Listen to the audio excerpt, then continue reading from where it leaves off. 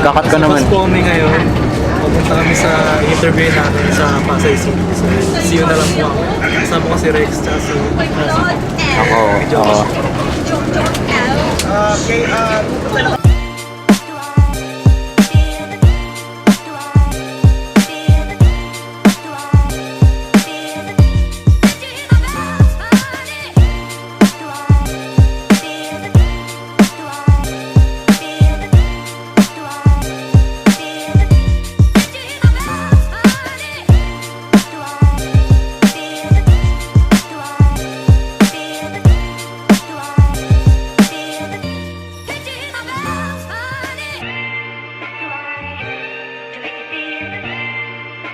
ano ang gagawin natin? bibili tayo ng photo para dun sa interview natin. Basta ito, okay. Nasaan ba tayo ngayon? Sa hypermarket na tayo ng mall.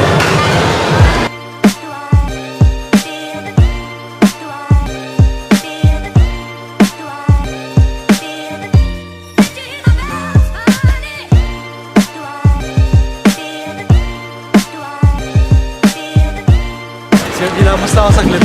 Sige. Akala ko ba ilamos ka? Akala ko ilamos ka. Baka meron naman yun sa loob ng building eh. Sa loob ng office nila.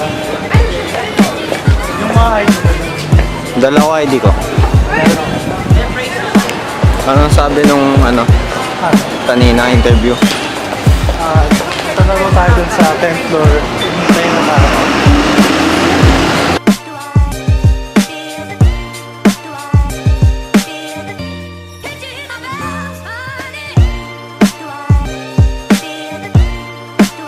Kala ko doon na tayo eh. Kung sinapasok si mama.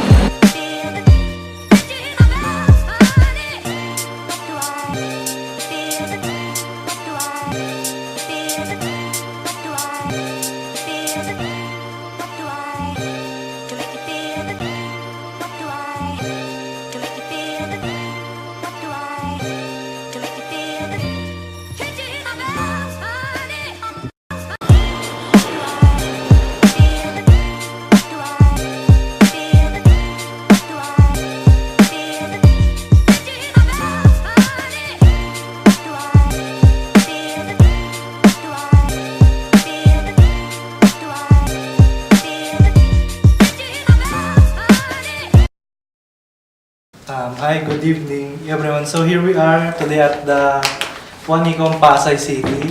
Here is one of the project manager of the most prestigious company in the Philippines, none other than Mr. Rodolfo Leobrera. We are here to tackle about the role of being a project manager. So first of our questions, what's your school of thoughts on project management? Are you an agile person? Okay, to answer that, project management for me, it's an approach to planning. And somewhat sabihin na natin na it's a guiding process, parang guiding in project processes from conception to completion. To simply say it, it's very important for a particular project to have yung tinatawag natin project management, mainly because it will serve as parang guiding in terms of what will be the activities, who will be the responsible people who will be involved in the project, and so on and so forth. Now, in terms of are you an agile person, syempre it's important for a project manager to be parang smart or to know when to or what decisions to make, kasi it's very important talaga. If you're not that, sabihin natin, smart, or sabihin natin in terms of decision making, you're not that strict, or should I say talagang concrete yung decision mo, then I don't think you will be an effective project manager. Okay. Next question is, what's your approach to managing a project? Approach in managing a project, it's important for a project manager to first to know what the project is all about. So first, you should be able to somewhat immerse, or should I say, you should understand the business itself. So first, like, one of the project here in SM, I'm not name the project. First, when the client approached you and they requested that they want to implement something, they want to automate something, they have to interview them on a level approach, not the nitty-gritty or in detail, because it's the business analysts who should be doing that.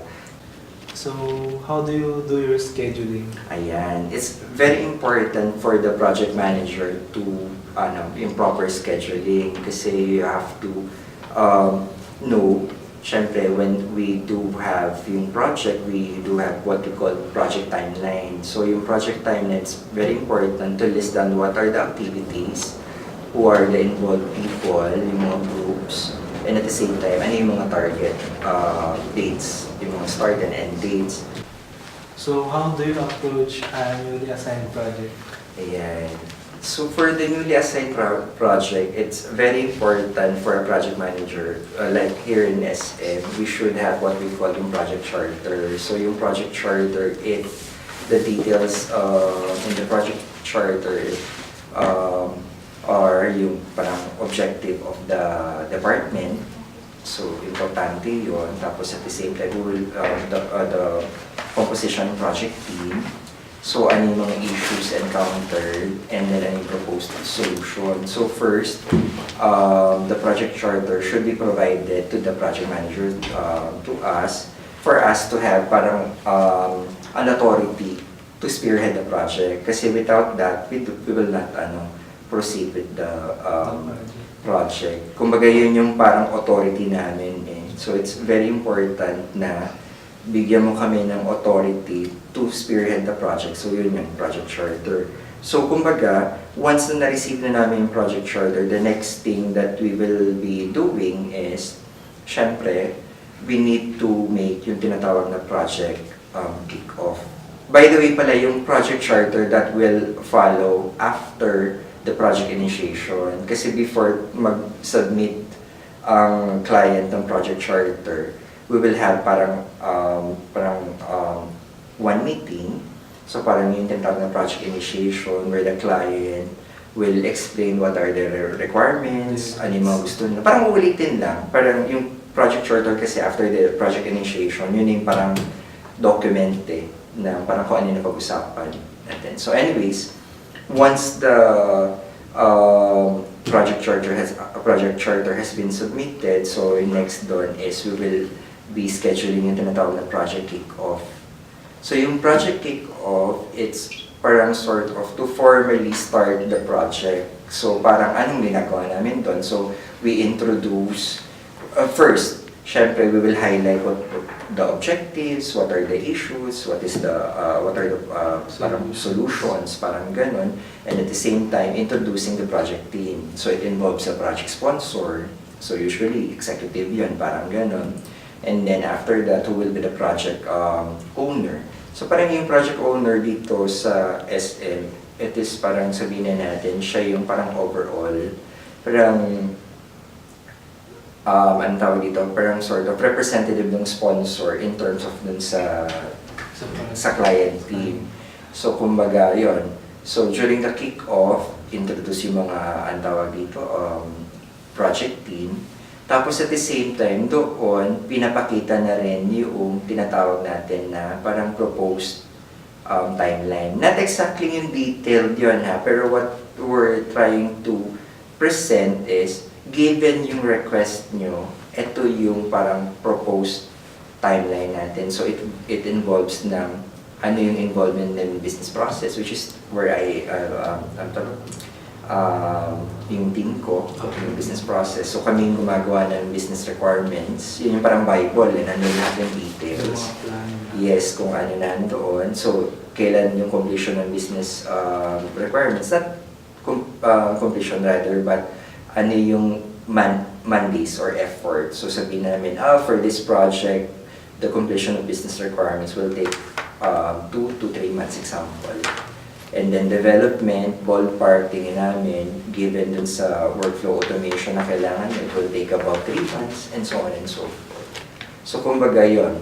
So kumbaga pag may new assigned project, ang steps na ginagawa namin is number one, we meet with the client, then we get the project charter, and then next we have a project kick-off, and then after that, yung mga succeeding. Okay. So, how do you ensure your team stays on track to meet project deadlines? Yan. Ito, napaka-importante ito sa pagiging PM mo eh. So, how do you ensure na yung team mo is on track? So, syempre, unang-una, meron kang yung tinatawag natin timeline yung sinasabi ko. So, nandun yung mga start and end dates doon. So, kung halimbawa sinasabi natin na mayroon tayo, we need to complete the business requirements document. We will start on September 1 and it will end by, kunyari, mid-October. So, kunyari, 1.5 months. So, yung business requirements document, it involves yung workshops. So, i-interview mo yung clients, para yung mga detailed requirements mas maintindihan mo, tapos i-formalize mo yung document. So, ang inaano ko doon is, given ng 1.5 months yan, as PM, hindi po pwedeng sabihin mo na malapit na yung matapos yung 1.5 months, siya ka magpa-follow up dun sa BA, mga business analyst mo. Kailangan, kumbaga, pag tinanong mo yung business analyst mo, ano yung mga mga schedules mo? For week 1 po, ito yung magiging accomplishment ko dapat. Week 2 is ganito, week 3 is ganito. So to simply say it, pag natapos yung week na yun, the following week, dapat, kamusta? Not necessarily naman talaga na pagawa mo sila ng report. Kumbaga, be proactive enough na yun approach the BA and then ask yung status ng ano. Same with sa development ng IT. So, syempre, pag sinabi ni IT, the development will take, ng 2 months. Ganun din. Hindi po pwedeng sabihin mo na kung kailan matatapos na yung development, tsaka mo tatanungin. Kailangan, again, be proactive. Time to time as much as possible. Yes. Kumbaga, ano ng status? Para, if ever there will be delays, kasi hindi natin maiwasan yun, lalo na dito sa SM, punong-puno ng delays. Anyways, ang mangyayari doon is mako-communicate mo properly with the client na, sir, ma'am, due to ganitong reason po, we apologize for the parang 2 weeks na delay. So, ito po yung kasi reason na nag-gather namin from IT or kay business process and so on and so forth. Describe how you develop a budget and allocate the resources for a past project. Okay.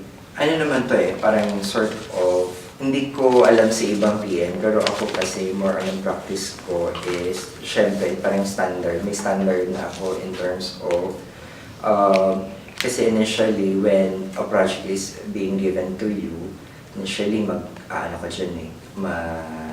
i-reviewin mo yun Tapos, based on experience na rin, you will be able to sort of, how do I say it, parang mag-gauge mo na kung ano yung mga kailangan mong i-consider.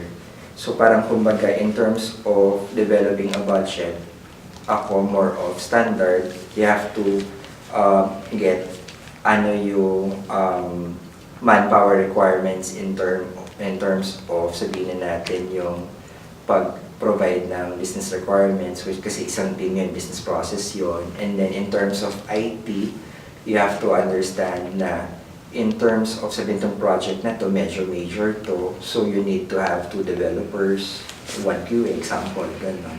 So kumbaga, more of kumbaga judgment na yun ng project manager. For me, ako always, ang ko lang dun is I need 1 BA, 1 developer. Kasi yung developer naman, internal testing siya na yun. Tapos ang QA will be the business analyst. So 1 BA, 1 developer. Ganun lang, usually. Imagine you're halfway through the completion of a program when there is a change in the company's business strategy or objectives. How would you handle this?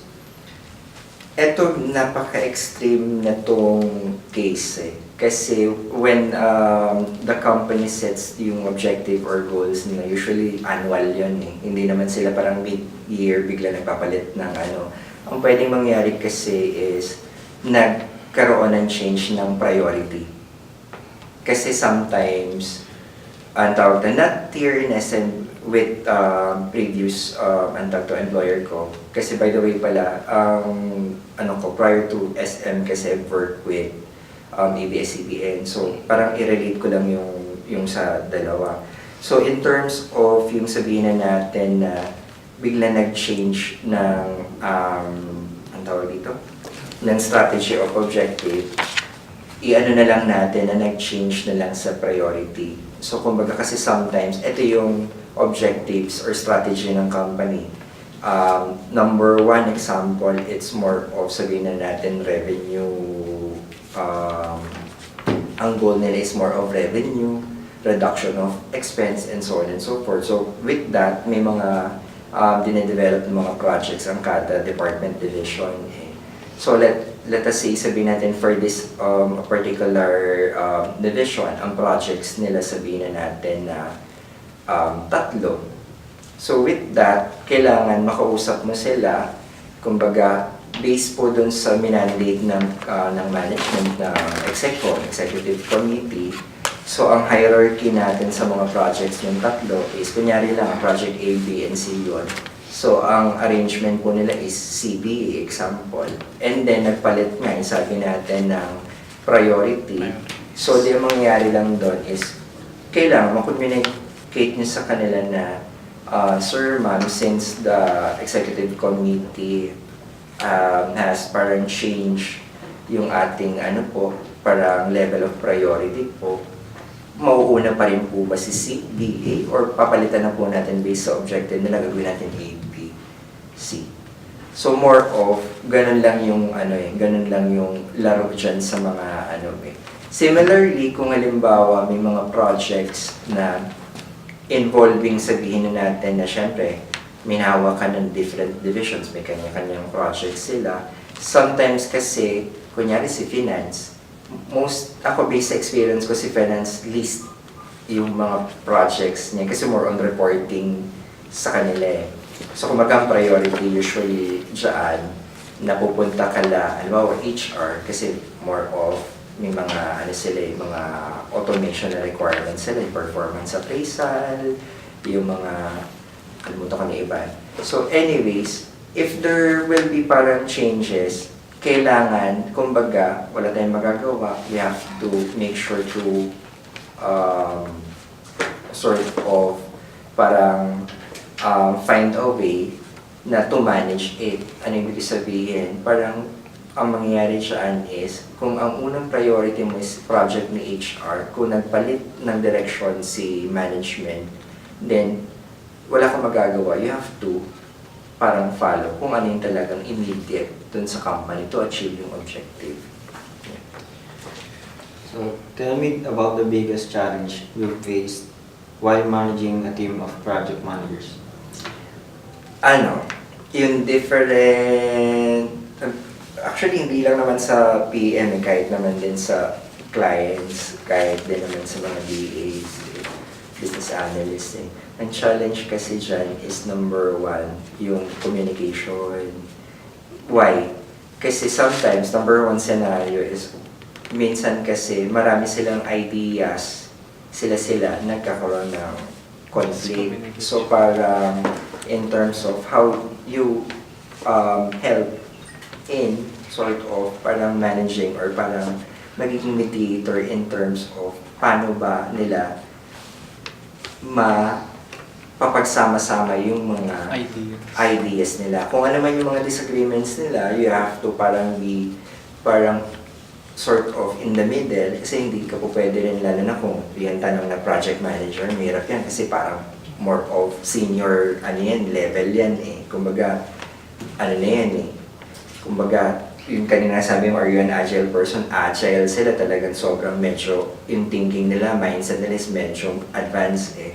So kumbaga, ang pinaka-ano mo lang dyan, pag nag-manage ka sa kanila, make sure lang, be objective enough, hear all their parang mga feedbacks, then help them to achieve yung parang common or parang magiging tool para mas matulungan yung client. Kasi ultimately, ang objective natin is to help the client. So kumbaga, just make sure lang in handling different project managers, huwag ka mag-take sides. Kahit sabi mong friend mo yung isa or ka-close mo yung isa, wag. Kasi ang palagi mong is, hindi as a friend, but rather client. Always yun yung importante. So, when having to monitor different projects, how do you prioritize them? Ayan. So always, yung pag-prioritize natin kasi is, we will follow based on yung strategic or company objective strategy. So yun yung parang always guide mo Now syempre, we have to understand na although sabihin natin may mga different departments sa isang company na hindi sila kasama doon sa business objective or strategy ng company. But for them, syempre, important na may project sila. Ito yung project nila, automation. Importante sa kanila yon. So, syempre, sa site mo, ang pinaka-importante doon is, number one is, syempre, in terms of prioritization, you just follow kung ano yung nasa company objective, business strategy. Now, yung mga sinasabi natin ay hindi magsusupport sa objective ng company, ang gagawin namin. So, syempre, ang inaano natin is, kailangan din kausapin mo sila. Para nang sa ganun, intindihin lang, makuha mo kung ano yung mga kailangan nila. Tapos at the same time, kumbaga, isama mo sila dun sa project mo, pero hindi nga lang ganun ka-urgent sa kanila. Kumbaga, hindi sila yung nasa top. But at least, sa end ng client, mapapakita mo sa kanila na willing ka to help them yung sa automation, sa workflow, whatever. Kasi nga, in-accommodate mo sa kanila. Now, ang tanong is, gagawin ba yun? Depende na lang. Siyempre, you have to escalate it to your immediate superior. Have you ever had to deal with a project that falling behind schedule? Yes. Ano yan? Para, how do I say it? Hindi siya acceptable kung titignan mo. Pero sometimes it happens. So, usually, ang ginagawa ko na lang dyan is parang I request for a meeting dun sa mga involved teams and then understand the reason why the project has some parang sort of delays. So once na parang naintindihan na kung ano yung reason ng delay, you have to set yung mga actions, parang action items. So kumbaga, to address yung parang to eliminate na yung further delays. So once na-identify mo yun, you set another timeline. That's very important. So kumbaga, making sure na sabihin mo dun sa mga teammates mo, yung mga lahat ng teams na involved na, oh, wala nang atrasan to, ito na yun. Kasi ito yung i-communicate ko sa client. Siyempre, importante dyan sa client, dapat aware sila na should there be any delays, ma-inform sila kagad. Okay? Have you ever faced a communication problem while managing a project? Who with and how did you resolve it? Kadalasan kasi as PM, ang kadalasan talaga na nakakaroon ng parang problem dyan is more of IT. I'm not saying all the time IT, pero at least sa experience ko is IT, lalo na yung applications team o yung mga programmers, developers. Kasi sometimes nangyari, ito yung business requirements. Tapos, you ask them or tell them na, oh, should there be any questions or clarifications, let me know. Or let the BA, or para inform the BA. And then all along, kala mo, wala naman tinanong sa'yo. Then, ayan yung dinevelop na program, the test na biglang, yung expectation mo based sa business requirements, hindi yung lumabas. Tapos ang sabihin, ay kasi po ang pagkakaalam ko is ganito. So, paanong approach ang ginagawa? Wala. Kumbaga ang ano nalang doon is lesson learned.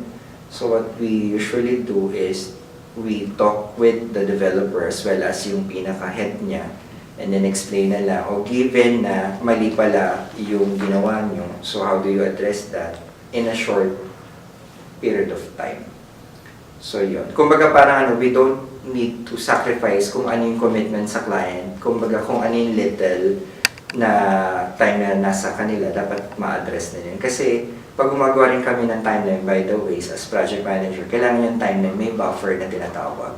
hindi ka po pwedeng sabihin mo sobrang short. Kailangan may mga excess ka na mga days. What are the most common reasons that projects fail? Number one, sa business analyst, kapag yung business analyst, hindi niya nakuha ng tama yung requirements ng client, doon nagsasuffer yung project. Importante for the business analyst to understand the need of the client. So, kailangan niya makuha lahat ng ano yung mga kailangan i-in place, fields, validation, restriction, and so on and so forth. Yan. Kasi pagdating sa development, kung ano yung nasa requirement, yun eh. Always nasabihin ni IT, ito yung nasa BRD, may business requirements document mo, ito yung ginawa namin. Yan. So, yun yung kadalasan, yun yung lagi na talaga. Now, may times kay IT, kasi nga, medyo mahina yung developer, well, it's another story. Pero, ang pinaka-ano talaga dyan is, yung business requirements na ginawa ng business analyst. What is your favorite way to deliver in present results?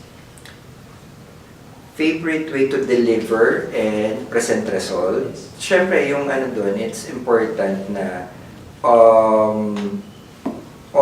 sabihin na natin per every activities completion of activities, di ba timeline, may mga activities yan. You should update or communicate it with the client. So, it's either you email yung project update, so sa client, para at least aware sila na na-accomplish na itong activity na to. Or sometimes, ang ginagawa naman namin, pag-request ng client, we present, may PowerPoint kaming gagawin, tapos present, ito yung mga activities na natapos, ito yung mga challenges na encounter, pero na-address na namin. Tapos, para at least, kung may mga action items na requiring management's decision, makakuha namin siya. What type of closure processes have you done? Closure processes, in every project implementation kasi, after the system go live, so kumbaga syempre, ayan na, nasa server na, nasa production na yung system or yung in-implement mong project, ang next dyan is may tinatawag tayong post-implementation. So it's very important for you to monitor the system's behavior at the same time. Yung client is masaya ba dun sa binigay mo na automation, na system, na application. So, for you to close yung tinatawag na project closure, hindi siya matatapos kapag nalagay mo na sa server yung program. Meron kang tinatawag na parang period, which is usually 1 to 2 months, yung ino-observe mo yung performance ng system and making sure that the client is really happy with the automation. Aside from that, by the way, yung project completion, project sign-off. You are the project manager and you want to do an option A. Everyone else on your team wants to do option B. What do you do? Yan. Dikit-dikit siya dun sa isang tanong yun eh. Parang, kumbaga, may mga different project managers na nagkakaroon ng parang arguments or disagreements. It's always, again, it's very important for you to parang evaluate everything eh. Kasi bottom line, ang talagang kailangan mong ma-please is the client eh. So it's important for you to have parang proper discussion with the concerned people, teams, para at least makuha mo lahat ng tinatawag ng mga options. And given that yung mga options na yan, you have to evaluate and get yung parang tinatawag natin best. If not that talagang totally best, yung tinatawag natin sound approach. Or to simply say it, always ang kailangan natin win-win solution. So when you say win-win solution, yung option nitong isa, option nitong pangalawa, kunin mo, tignan mo yung parang sabihin natin saan mag-meet halfway or saan yung mas magbe-benefit yung client. Yun lang. Thank you po. Okay. As a sign of para sa inyo. Meron pa dapat wala. Talagang thank you. Thank you so much. I hope I hope na nakatulong ako. Kasi ako talaga more of